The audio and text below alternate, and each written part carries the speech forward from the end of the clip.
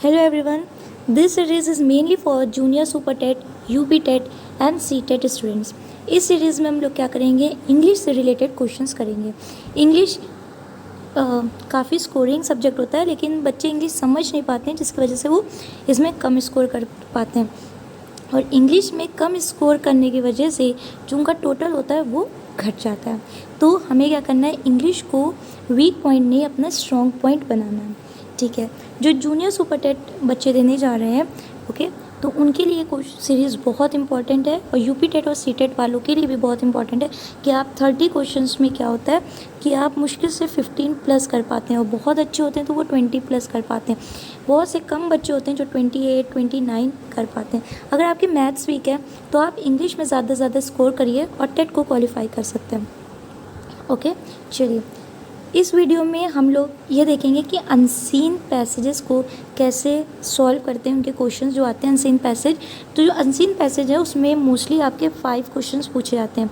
किसी के कभी कभी 5-6 क्वेश्चंस पूछ दिए जाते हैं, और ये आपके फ्री के मार्क्स होते हैं. इसमें आपको अपना कोई माइंड नहीं लगाना है. ये कोई पैसेज दिया हुआ है और उससे रिलेटेड 5 क्वेश्चन दिए हुए हैं, और उन क्वेश्चंस का जो आंसर है उसी पैसेज में है.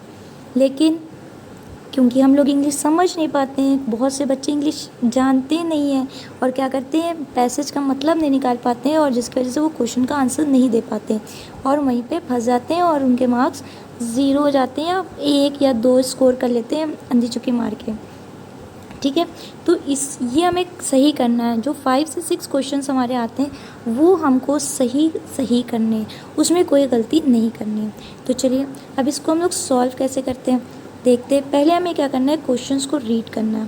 ओके, क्वेश्चंस को आप क्या करिए, रीड करिए 1 बार, 2 बार, 3 बार. अगर आप पहली बार में ये क्वेश्चन समझ रहे हैं, एक नज़र घुमा लीजिए कि क्वेश्चन क्या क्या कह रहा है, और आप फिर पैसेज रीड करेंगे तो आपको समझ में आ जाएगा, हाँ ये यहाँ से पूछा गया, ये यहाँ से पूछा गया. ठीक है, अगर आपकी थोड़ी इंग्लिश वीक है तो आप क्या करिए, थोड़ा सा टाइम दे दीजिए, 2 बार पढ़ लीजिए क्वेश्चन को. ठीक है, ज़्यादा टाइम आपका नहीं लगेगा. आप ये सोचिए कि आप 5 क्वेश्चन सॉल्व कर ले जाएंगे अगर आपने इसमें 10 मिनट भी अपने दे दिए. ठीक है, फिर आप क्या करिए, पैसेज को रीड करिए, और आपको पैसेज जब रीड करेंगे तो आपको क्लिक करते रहेंगे, अच्छा ये क्वेश्चन था, हाँ यहाँ से पूछा गया, हाँ ये लाइन क्वेश्चन में थी, तो वो आप अंडरलाइन करते चलिए. फिर उसके बाद आप क्वेश्चन को पढ़िए और उनके ऑप्शंस को पढ़िए, आपको आंसर मिल जाएगा, कोई दिक्कत नहीं होगी. लेकिन क्या करते हैं बच्चे, due to lack of practice, ठीक है, प्रैक्टिस नहीं करना चाहते हैं कि बस हमारे 5 मार्क्स ऐसे ही सही हो जाए. तो ये आपकी प्रैक्टिस क्या है, ना करने की वजह से क्वेश्चंस आपके क्या होते हैं, गलत होते हैं. तो अगर आप थोड़ी सी भी प्रैक्टिस कर ले जाएं अनसीन पैसेजेस की मेनली, तो ये आपके 5 क्वेश्चंस क्या हो जाएंगे, बिल्कुल करेक्ट हो जाएंगे. चलिए स्टार्ट करते हैं. ये कोई एक पैराग्राफ हमने लिया है. ठीक है, हम पैराग्राफ अभी नहीं पढ़ेंगे. पहले हम क्या पढ़ेंगे, क्वेश्चंस को एक बार देखेंगे और उसका मतलब निकालेंगे, और फिर उसको हम पैसेज को रीड करेंगे, और फिर हम क्वेश्चन को जब सॉल्व करना स्टार्ट करेंगे तो देखिएगा कितनी जल्दी हो जाएंगे. हार्डली आपके 10 मिनट लगेंगे, और अगर आपकी एक बार प्रैक्टिस हो गई तो आपको मुश्किल से 5 मिनट लगेंगे और आपके 5 क्वेश्चन सॉल्व हो जाएंगे, और हो सकता है कि 5 मिनट से कम भी लगे. ठीक है, चलिए पहला क्वेश्चन है कि the teacher is a sociable one. ठीक है, मतलब टीचर सोशेबल है. क्यों है, अभी हम पैसेज में देखेंगे. As a result of his teaching the students. ठीक है, स्टूडेंट्स को समझ में आ रहा है, नहीं आ रहा है, बोर्ड हो रहे हैं, स्ट्रेस्ड हो रहे हैं, इंटरेस्टिंग हो रहा है, प्लीजेंट हो रहा है, ये हम अभी पैसेज में देखेंगे. बस हमने एक क्वेश्चन का आइडिया ले लिया कि हाँ ये क्वेश्चन पूछा गया. नेक्स्ट है आपका मॉडेस्टली मीन्स. तो जहाँ पे वर्ड मॉडेस्टली है वहाँ पे हमें अंडरलाइन करना है कि यहाँ पे इसका मतलब क्या हो रहा है. क्लियर, चलिए फिर है if Hindi is our mother tongue then English is a. तो अगर हिंदी मदर टंग है तो इंग्लिश क्या होगी, कैसी लैंग्वेज होगी. His teaching skill are aided by. तो जो इसकी टीचिंग स्किल है वो उसमें और क्या चीज़ वो मिला के पढ़ें. टीचर्स मैन्यूल ले रही है हेल्प, एडवाइस फ्रॉम लिंग्विस्ट ले रही है, वेबसाइट की हेल्प ले रही है, क्या ले रही है वो भी हम पैसे से देखेंगे. बस हमने क्वेश्चन को एक बार रीड करके अपने माइंड में रख लिया. Next, what is his method of teaching. उसकी टीचिंग का मेथड क्या है. ठीक है, which class has he been appointed to teach. कौन सा क्लास में वो अपॉइंट करी गई है. ओके, नेक्स्ट क्वेश्चन है the children could not say anything because. चलिए ठीक है, कुछ नहीं कह पाए क्यों, वो अभी हम पैसेज में इसका आंसर ढूंढेंगे. इन the classroom what is that teachers only medium of instruction. तो क्लासरूम में टीचर का जो इंस्ट्रक्शन का मीडियम था वो क्या था. ठीक, चलिए अब हम पैसेज पढ़ते हैं। अब पैसेज पढ़ते पढ़ते हम लोग अंडरलाइन कर लेंगे और सारे क्वेश्चन के आंसर सॉल्व हो जाएंगे। कैसे, चलिए देखते हैं। A new appointed teacher with good academic records has come to take up English classes of class 7। पहला क्वेश्चन मिल गया। कौन से क्लास के लिए अपॉइंट हुई थी? Class 7। He is sincere enough and has sound knowledge of the new trends and approach of teaching English language, whether through functional communicative method और the direct method.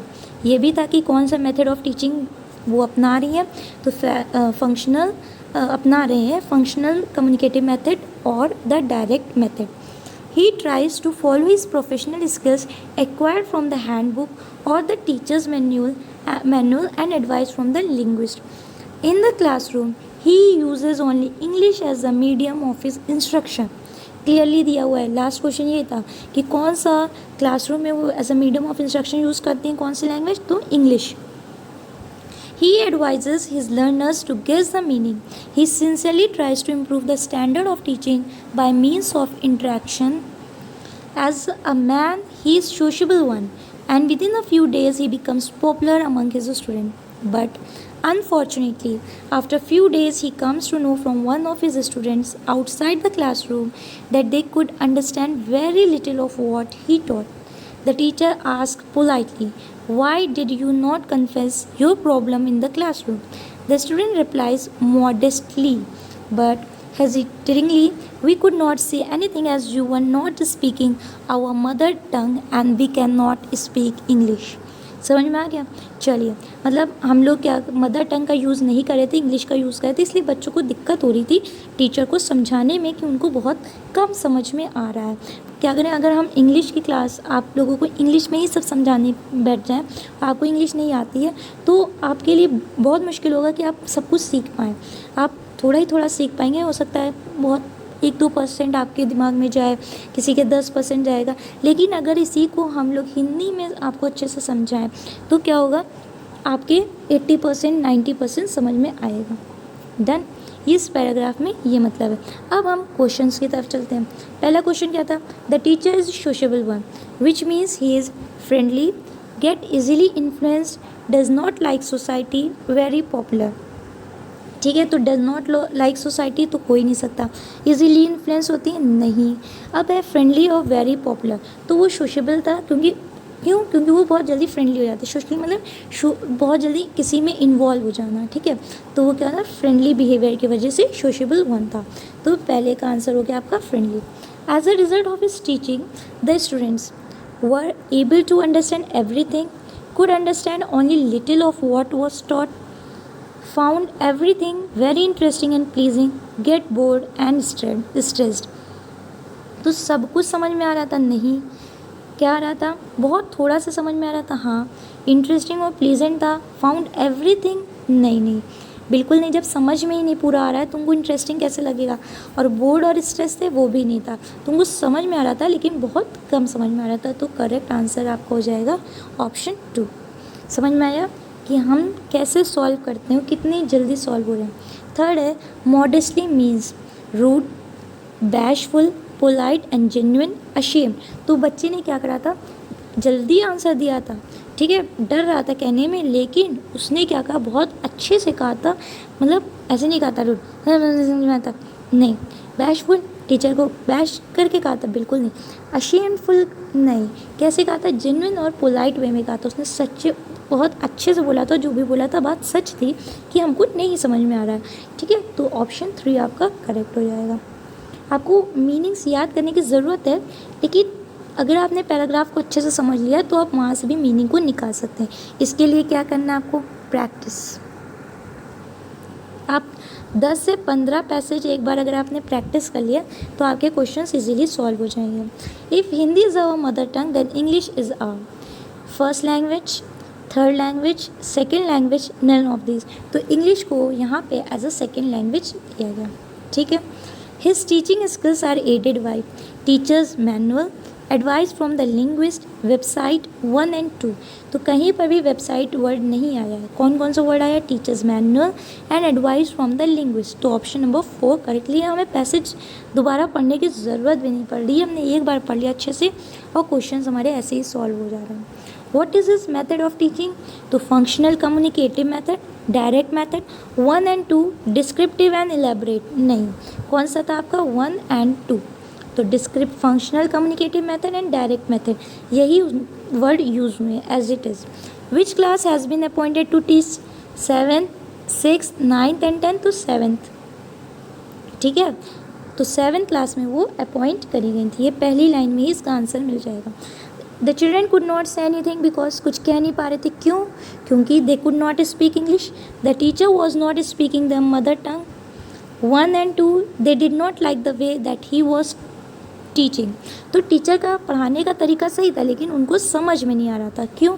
क्योंकि वो इंग्लिश को बोल नहीं पा रहे थे, ठीक है। तो बच्चे क्यों नहीं कह पा रहे थे? क्योंकि वो बोल नहीं पा रहे थे। और जो टीचर थी वो क्या था, मदर टंग का यूज़ नहीं कर रहे थे, ठीक है, हिंदी का यूज़ नहीं कर रहे थे, इंग्लिश का यूज़ कर रहे थे। और बच्चों को इंग्लिश बोलना नहीं आ रही थी तो इसलिए वो कुछ कह नहीं पा रहे थे। तो आपका ऑप्शन नंबर 3 हो जाएगा। In the classroom, what is that teachers only medium of instruction? Hindi, English, regional language, all of this. तो करेक्ट आंसर हो जाएगा आपका इंग्लिश। तो इंग्लिश को as a medium of instruction use किया गया था। देखा कितनी इजीली हमने सॉल्व कर लिया। चलिए अब हम नेक्स्ट पैसेज करते हैं। ये कोई पैसेज दिया है, हमें नहीं पढ़ना है, हमें क्या पढ़ना है, क्वेश्चन पढ़ने फिर हम पैसेज पढ़ेंगे। What is the impact of acid rain? Acid rain का इम्पैक्ट क्या होता है? It helps in fertilization, it is a good chemical, makes the rain water drinkable, damages crops and trees. देखिए हमें आंसर मालूम है, ठीक है, लेकिन हमें टिक नहीं लगाना है। क्यों? क्योंकि पैसेज में जो वर्ड्स का यूज़ किया गया है हमें उसी के अकॉर्डिंग आंसर को टिक लगाना है। तो ये गलती ना करिएगा। अच्छा इन्वायरमेंट से रिलेटेड आ गया और हम कर लेंगे तो चलो अपने आप से लगा देते हैं और पता चला पैसेज में कुछ और दिया था तो आपका हो गया गलत। तो इस बात का आपको ध्यान रखना है। फिर सेकेंड है, premature deaths are being caused because of high cane. तो प्री मेच्योर डेथ का रीज़न क्या था, क्यों हो रही थी? थर्ड है, by what percentage has the sunlight been cut? तो सनलाइट कितने परसेंटेज कट हो चुकी, याद रखना है परसेंटेज। चलिए नेक्स्ट क्वेश्चन है, which part of the world is under the greatest threat? ठीक है, what has been aggravated by ash falling? Ash falling याद रखना है। फिर हम देखेंगे ऑप्शंस पैसेज पढ़ने के बाद फिर करते हैं। What does the blanket mean over here? Blanket जो हम लोग ओढ़ते हैं, नहीं वो नहीं है, क्या है वो अभी हम पैसेज में पढ़ेंगे। हमें पता है आंसर क्या होगा लेकिन हमें टिक नहीं लगाना है, हमें पैसेज के अकॉर्डिंग टिक लगाना है। What is the meaning of falter? चलिए ठीक है, पढ़ लिया। Next, winter harvest has also been cut down due to. Winter harvest दिमाग में रखिएगा।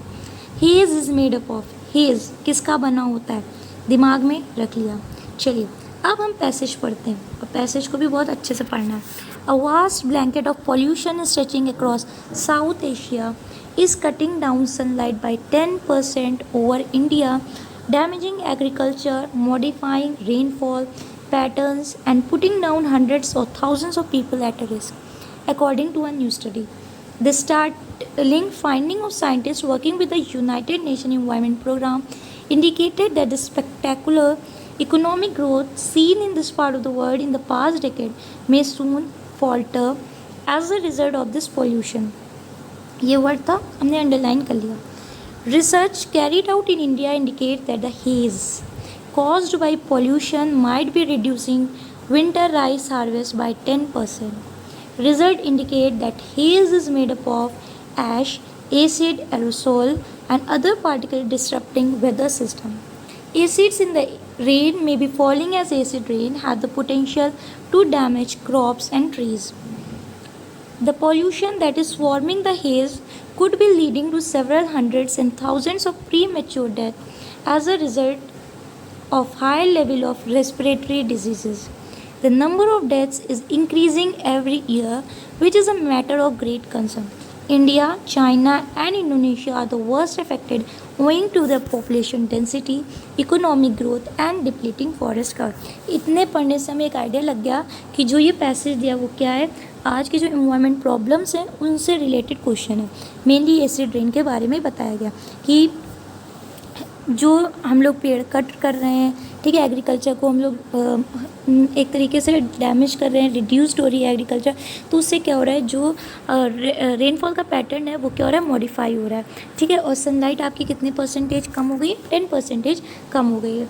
तो इस पर बहुत ज़्यादा आपको कंसर्न करना है कि ये क्यों हो रही है प्रॉब्लम्स, पॉल्यूशन हो रही है, ठीक है, हेज़ बन रहा है। तो हेज़ क्यों बन रहा है, क्योंकि जो ऐश है, एसिड एरोसॉल प्रेजेंट है हमारे सिस्टम में, उसकी वजह से प्रॉब्लम हो रही है। ठीक है, और एसिड रेन क्या कर रहा है, डैमेज कर रहा है। एसिड रेन क्या होती है, तो रेन के साथ एसिड मिल जाना, सल्फ्यूरिक एसिड और नाइट्रिक एसिड मिलकर रेन में आना, तो वो कहलाती है एसिड रेन। तो उससे कैसी डिजीज़ेस हो रही हैं और क्यों डेथ्स हो रही हैं, तो उन डेथ का रीज़न क्या है, प्री मैच्योर डेथ, मतलब आपके टाइम से, जैसे आपकी 80 ईयर्स आपका लाइफ स्पैन होता है ह्यूमन बींग्स का, तो 40 पे, 35 पे और 60, तो चलो एक ओल्ड एज आ गई आपकी 50 के अराउंड, ये डेथ हो रही है, तो ये कहलाएंगी प्री मैच्योर डेथ। एक्सीडेंटल हो गए, चलो कोई नहीं, लेकिन आप फिट हो देखने के लिए, लेकिन आपके अंदर प्रॉब्लम्स हैं, डिजीज़ भरी पड़ी है, तो आप कैसे फिट रहोगे, तो ये होती है प्रीमेच्योर डेथ, टाइम से पहले डेथ होना। तो ये जो नंबर है डेथ का वो इंक्रीज़ हो रहा है ईयर बाय ईयर। ठीक है, तो ये बहुत कंसर्न का मतलब ज़रूरत है। और जो वर्स्ट अफेक्टेड एरिया है वो कौन है, India, China and Indonesia.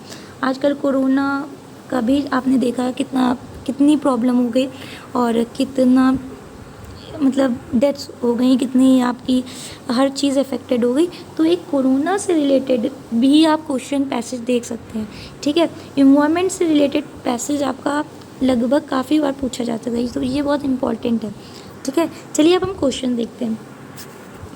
Impact of acid rain, तो it helps in fertilization, good chemical, makes the rain water drinkable, damages crops and trees. तो अगर हमने पैसेज नहीं भी पढ़ा होगा तब भी हम देख लेंगे, ये तीन तो हो ही नहीं सकते।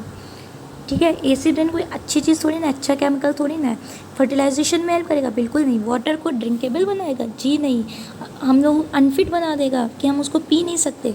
क्या करता है, क्रॉप्स और ट्रीज को डैमेज करता है। तो ऑप्शन 4 आपका करेक्ट है। Premature death are being caused because of hiking, तो इंक्रीज इन रेस्पिरेटरी डिजीजेज। तो आपका ऑप्शन नंबर 1 हो जाएगा। थर्ड क्वेश्चन है, by what percentage has the sunlight been cut, तो 10%। देखा ही। चलिए next question, which part of the world is under the greatest threat, Latin America, South Asia, North Asia, Africa. तो South Asia पहले दूसरी line में ही clear कर दिया कि कौन से पार्ट की हम बात करें, तो साउथ एशिया, ऑप्शन 2। नेक्स्ट है, what has been aggravated by ash falling, reduced sunlight on earth's surface, collection of ashes everywhere, जी नहीं। फिर उसके बाद 2 ऑप्शन और हैं, people are going blind everywhere, population is decreasing। इससे population का क्या मतलब, तो आपका जो पहला क्वेश्चन ऑप्शन होगा वो बिल्कुल सही है। ये जो सनलाइट के है वो आपका क्या हो रहा है, डिक्रीज कर रहा है। ठीक है, चलिए नेक्स्ट है, what does blanket mean over here, यहाँ पे ब्लैंकेट का क्या मतलब है। Something to cover the body with, जी नहीं, बॉडी से रिलेटेड कोई बात की नहीं गई। डार्क इन नेचर, नहीं। फिल्ड विद ब्लैंक्स, नहीं।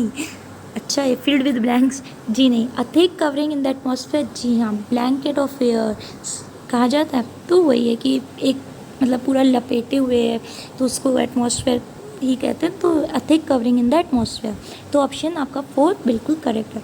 What is the meaning of falter, rapid downfall, alter, hike, fake. तो फेक हो नहीं सकता, इंक्रीज हो नहीं सकता, तो यहाँ पे जो इसका मतलब निकल रहा है वो क्या है, रैपिड डाउनफॉल। आप एक बार फिर से रीड करिए, मीनिंग में बहुत बच्चे फंसते हैं ना। तो फॉल्टर वर्ड ये यहाँ से हम लोग यहाँ से पढ़ते हैं, the startling finding of scientist working with, इसको जैसे क्लियर कर लेते हैं और फिर पढ़ते हैं हम लोग ना एक बार। चलिए, the startling finding of scientists working with United Nations Environment Program indicate that the spectacular economic growth seen in this part of the world in the past decade may soon falter as a result of this pollution। तो जो economic growth दिख रही है वो क्या हो सकती है, डिक्रीज हो सकती है। क्यों, इस पॉल्यूशन की वजह से। ठीक है, तो अब ऑप्शंस देखते हैं। यहाँ पे रैपिड डाउनफॉल, अल्टर, चेंज का तो यहाँ पे सेंस आया नहीं है कहीं पर भी, तो करेक्ट आपका ऑप्शन क्या हो जाएगा, ऑप्शन 1। तो आपको ऐसे प्रैक्टिस करनी पड़ेगी, तभी आप एकदम परफेक्ट बन जाएंगे और आपके 5 क्वेश्चन 5 मार्क्स कहीं नहीं गए। Winter harvest has also been cut down due to haze caused by pollution, lack of fertilizer, growth of insects, haze caused by rain। नहीं, हेज क्यों हुआ था? पॉल्यूशन की वजह से। तो ऑप्शन 1 आपका करेक्ट है। हेज किसका बना हुआ है? हेज़लनट का? जी नहीं। मास ऑफ ऐश? जी हाँ। Acid aerosol? जी हाँ। और ऑप्शन 2 एंड 3, तो ऑप्शन 4 आपका करेक्ट हो जाएगा कि ऐश का बना होता है, एसिड और एरोसॉल का बना होता है। तो आपने देखा कितना इजीली हमने क्या करा, अनसीन पैसेजेस को सॉल्व कर लिया। ठीक है, तो यूपी टेट में तो बहुत इजी आते हैं, सिंपल होते हैं, बस आप एक बार रीड कर लिया सॉल्व हो जाएगा।